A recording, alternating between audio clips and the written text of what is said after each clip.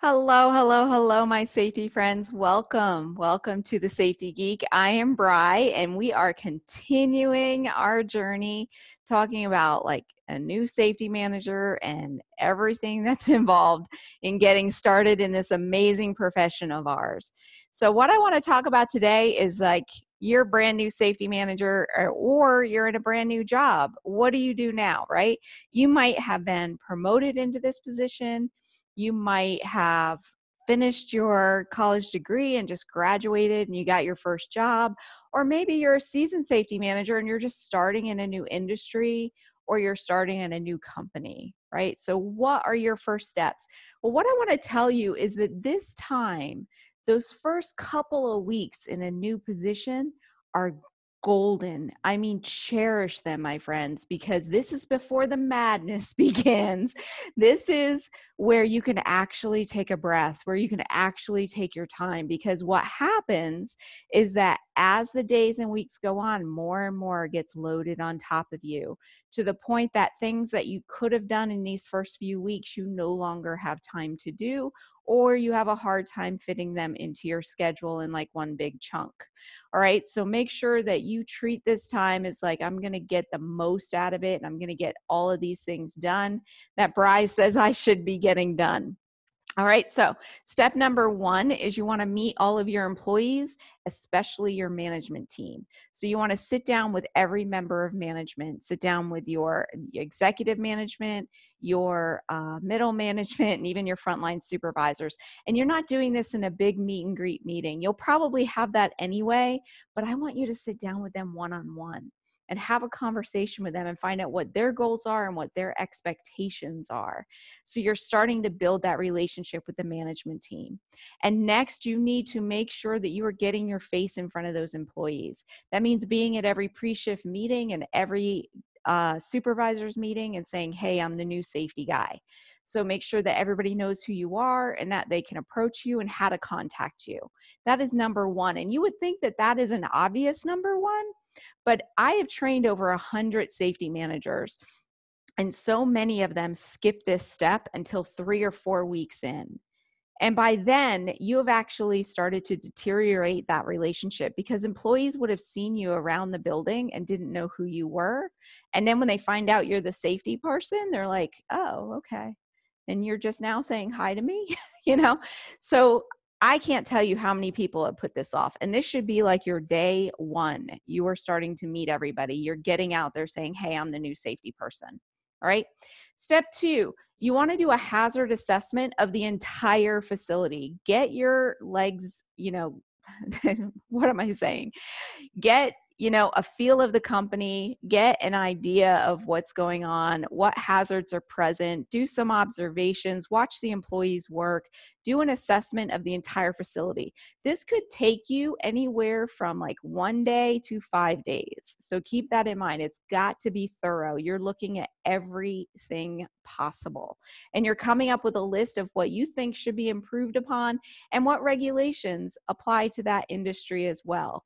This is not a list that you're going to tear them apart about. That's a mistake I actually made very early in my career, doing a hazard assessment and saying, look at how crappy you guys are doing. Thank God you hired me, right? That does not build that relationship that you need it to. What you're going to do is create this hazard assessment so that way you know what you need to work on, and then we're going to prioritize it so that way you work on it piece by piece. Okay, your next is the hazard assessment is on the entire facility. It's you actually getting out there on the floor, seeing people work. Your next step is to actually look at their paperwork. So do a programs audit, do a documentation audit. What has been going on at the facility, and what do you need to change, and what do you need to improve upon? Okay, so step two, I want you to do a programs audit or a paperwork audit. So the hazard assessment actually took you out into the facility and it actually had you looking at the people working and looking at the facility itself. The programs audit and the documentation audit is looking at like what had they done in the past? What documentation is there? What training had they been doing? What policies and procedures do they currently have in place? What documents do they have to track like disciplinary actions, safety violations, employee events, accident and injury procedures, things like that. So go through all of that documentation and then start making a punch list of things that you think need to be improved or things that are missing that you think should already be there. Right? So now what you have is a complete hazard assessment and a complete document audit. This would probably take you a good week and a half to 2 weeks, depending upon how large your facility is. And then their next step is to set a meeting with the management team. You want to get the executive management together and say, okay, thank you so much for hiring me. I just want to tell you what I'm seeing. And this is not the opportunity where you're going to berate them for how bad they've done before. You are never going to say a bad word about their previous safety person. This is about like, hey, these are just the things I'm seeing. And you want this to be extremely high level. You're not going to pick apart every little electrical outlet that you saw that was bad. You would say, hey, I think we need to tighten up the electrical safety program. Okay, so those types of things. And then with the team, you can take that list, your very high level list, and then prioritize it. What do they think you should work on first? What do you think you should work on first? And then with your prioritized list, you can start creating an action plan. I am like the action plan queen. I action plan everything out. And that's what I like to teach you at Safety Geek is how to prioritize your list and how to action plan it out. And then once you have an action plan, you get buy-in from your management team, and then you're just working your plan. And then your next step that I want you to do is to create a task list. There are things that we do in safety that are going to repeat, not necessarily every day or every week, but you will have some. You'll have some things that you'll do every single day, some things you'll do every week, some things you'll do every month, every quarter, or annually. There are so many moving parts in our job, and every new organization that you work for is going to have different moving parts because they have different regulations that apply to them. So what you need to do is start creating that punch list of tasks that you need to complete. So I'm sorry, let me make sure that's working. So create a task list so that way nothing falls through the cracks. Note when you did it the last time and when it's due again. An Excel spreadsheet is excellent for this.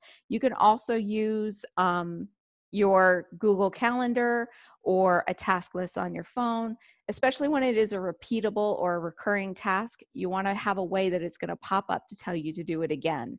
But this way, nothing falls through the cracks. You know those pesky things that come up every single year that you have to make sure you do, you know, like your tier 2 reporting and your 300A summary, your DOT, what do they call that? The information, oh my gosh, I forgot the name of it, where you actually have to list out all of your DOT drug screens and alcohol screens and all of that information. So all of those things that come up, even like renewing your DOT number and doing your MS 150, they're easy to fall through the cracks because as you get further and further into the job, you realize how much you're constantly working on.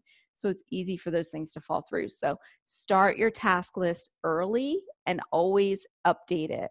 So those are my 6 things to get you started in your new job, in your new role, or after your promotion. So you're going to meet all your employees and your management team. You're going to do a complete hazard assessment and inspection of the facility. You're going to do a documents and programs audit. You're going to share the results with your management team. You're going to create an action plan and then start working that plan. And you're going to create a task list to keep you on track. Now, this is just the start, my friends. This is what we do at the Safety Geek. I'm going to start teaching you processes and systems and ways that you can make sure that you are being the most effective safety manager that you can be. That is all that I have for you this week. I hope you enjoyed it, and I hope you have an amazing day and a safe one, and I will see you next week. Bye-bye.